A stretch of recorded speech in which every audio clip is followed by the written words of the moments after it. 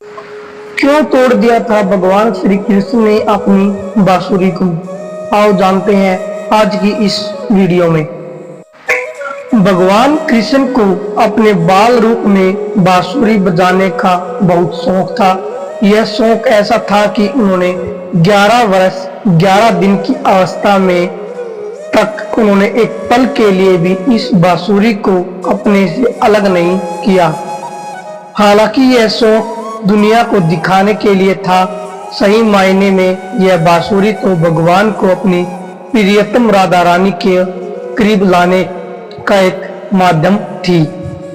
राधा रानी भी इस धुनों को सुनते ही भगवान से मिलने के लिए कुंज गलियों में दौड़ पड़ती थी।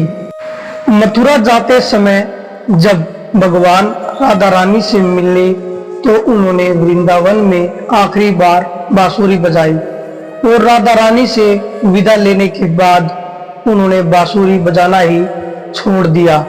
इस बांसुरी के वक्त भगवान ने कहा था कि शायद अब उनकी मुलाकात ना हो, लेकिन राधा रानी ने आग्रह किया कि गोलोक धाम प्रस्तुत से पहले मानव शरीर में एक बार उन्हें उनसे मिलने चाहेगी।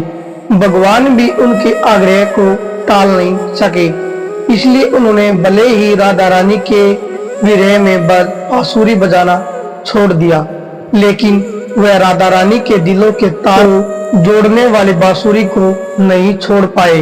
लेकिन कालांतर में जब राधा रानी की आखिरी मुलाकात द्वारिका में भगवान से हुई तो उन्होंने बताया कि धरती से प्रस्थान का समय आ गया है।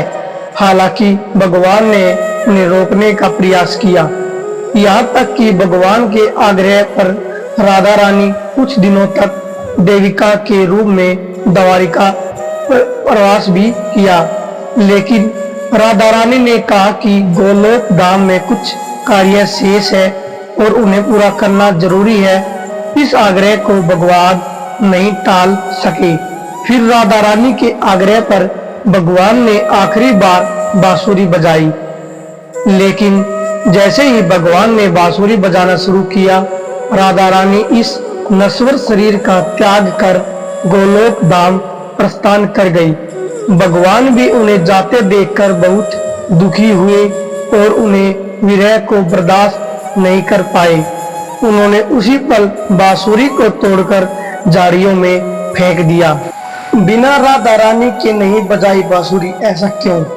मथुरा आने के बाद भी भगवान अपनी बांसुरी को सदैव अपने पास ही रखते थे, बल्कि दूसरे शब्दों में कहें तो वह इसे कभी अपने से अलग नहीं करते थे। गुरुकुल में उनके सहपाठियों व गुरुकुल से वापस लौटने के बाद उनकी माँ देवकी ने उनके पास बांसुरी देखकर कई बार उनसे बजाने का आग्रह किया। देवकी ने यहाँ तक कहा कि रस बांसुरी की खूब चर्चा सुनी है, एक बार इसकी धुन ने भी सुना दो। लेकिन भगवान उनके आग्रह को भी टाल गए। यहाँ तक कि जब उन्होंने इस बांसुरी को सामान्य वाद्य यंत्र कहा दिया तो उन्होंने इसका महत्व और इसकी विशेषता बताते हुए बताया कि आखिर क्यों नहीं इसे नहीं बजाते। उन्होंने उद्धव को कहा कि क्यों बजाए बांसुरी, किसके लिए बजाए, और आखिर जब राधा रानी ही नहीं तो बांसुरी की धुनों का महत्व क्या है। वृंदावन में भगवान के साथी थे बांसुरी और मोर पंख।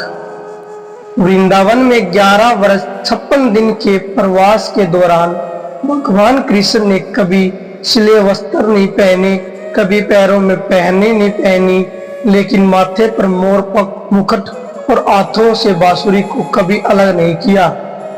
भगवान चर्चाओं का मत है कि बांसुरी जहाँ प्रेम का प्रतीक है, वही मोर मुकुट काम त्याग का परिचालक है।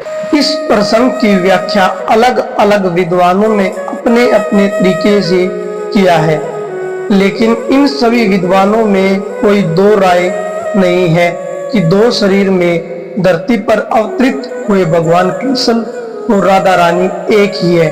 केवल लीला के लिए दो शरीरों में अवतरित हुए हैं। यह बांसुरी ही तो थी जो इन दो शरीरों के तार को आपस में जोड़ने का काम करती थी। कई विद्वानों ने यहाँ तक माना है कि यह बांसुरी भी गोलोक धाम से ही आई थी। हेलो दोस्तों, जानकारी आपको कैसी लगी? यदि वीडियो आपको पसंद आए तो वीडियो को लाइक करें, चैनल को सब्सक्राइब करें। धन्यवाद।